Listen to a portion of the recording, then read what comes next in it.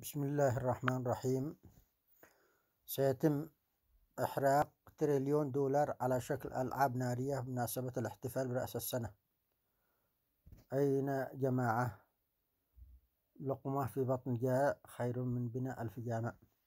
أين جماعة؟ لقمة في بطن جائع خير من بناء 1000 جامع.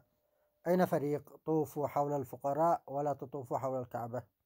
أين فريق انحناءك يا صغيري أكثر خشوعا من صلاتهم في المساجد؟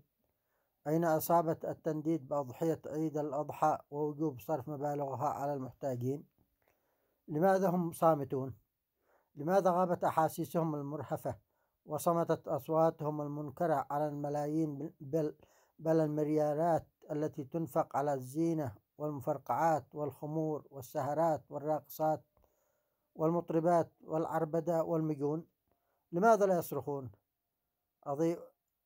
أضيئوا غرف الفقير البعيد ولا تزينوا شجرة الميلاد المجيد. لماذا لا ينعقون؟ في عيدكم كيف تحرقون أموالكم بالمفرقعات وتتعاطون المسكرات ولا تعطون الفقير الفتاة؟